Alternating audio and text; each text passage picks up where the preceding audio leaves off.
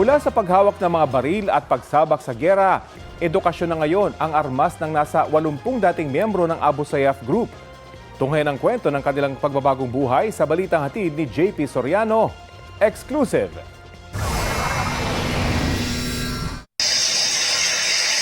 Kuha ito ng isa sa mga pinakahuling engkwentro sa pagitan ng Abu Sayyaf. Tulad ng mga balat armas na umalingaw-ngaw para masupil sila, parang bangungot sa pandinig pag nasambit ang grupong Abu Sayyaf. Ginawa nilang impyerno ang mga paraisong tulad ng Dos Palmas, Palawan noong 2001 at naghusik ng takot hanggang abroad tulad sa Sipadad, Malaysia. Mula 1991, hindi na mabilang ang buhay na nabuwis dahil sa grupo, kabilang ang ilang pinugutan. Pero sa Sulu, kung saan sila minsang nagbase, may tila pumalit sa dati nilang ingay. Sa isang lugar doon na aking binisita, may ilang sinasanay, hindi para humawak ng armas, kundi para mag-aral. 80 sa kanila ay mga dating miyembro ng Abu Sayyaf na nagbalik loob sa gobyerno. Kasama ilan nilang kaanak, naka-enroll sila sa Click Mobile Education o Click Me na pinapatakbo ng isang NGO, kaisa ang 11th Infantry Division ng Western Mindanao Command o Westmincom ng Sandatahang Lakas. Dito ko nakilala si Randy, hindi niya tunay na pangalan, na nag-aaral ng ilang basics sa mga software o apps. Nalaman ko na mayroong pera dun, na may magbibigay na pera, ganun. Kaya ko sumali sa ESG group. Sa kaalaman ko, doon lang ako makakahanap ng pera sa panggastos ko sa pamilya, ganun. Kaya ako pumasok doon. 13 taon lang si Randy nang matutong humawak ng armas. Pero isang araw, nasugatan siya sa engkwentro nila at ng militar at iniwan ng lider ng kanilang pangkat.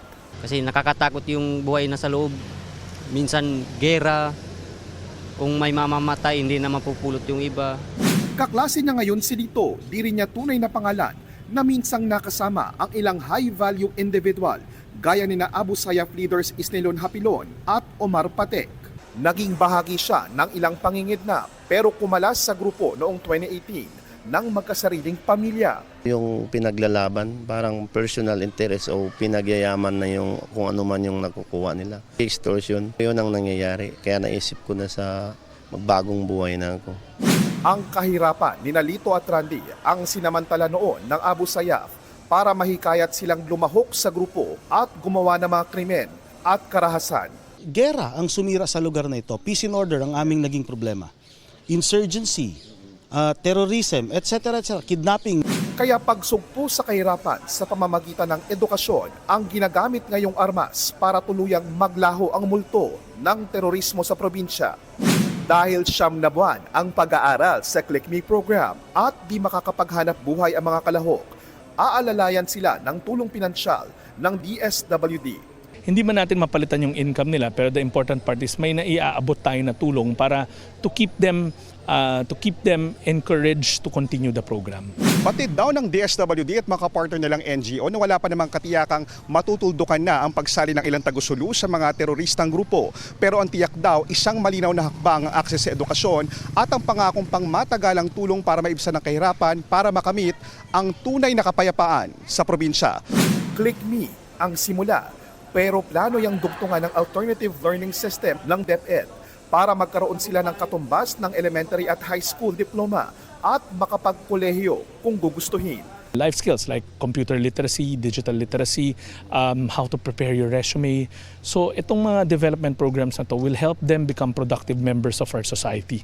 Bagaman 2023 pa idiniklarang Abu Sayyaf Free ang Sulu, nagsisimula pa lang ang paghilom sa mga dating pugad ng Abu Sayyaf. Sa halos 500 dating miyembrong sumuko at nagbalik loob sa gobyerno, 180 pa lang ang may clearance at naipasok sa e-clip integration. Kailangan wala silang cases. So ito yung mga projects or programs na pwede nating mapa-avail sa mga ganitong tao so that they will feel na hindi sila outcasted sa society. Sa ngayon, may 2 pa rin daw nagre-recruit para sa iba't ibang lawless groups na binabantayan ng Westmincom. Imbes na sa kanila lumahok, nire-recruit naman sila ng Westmincom sa CAFGU para tumulong sa pagpapanatili ng kapayapaan.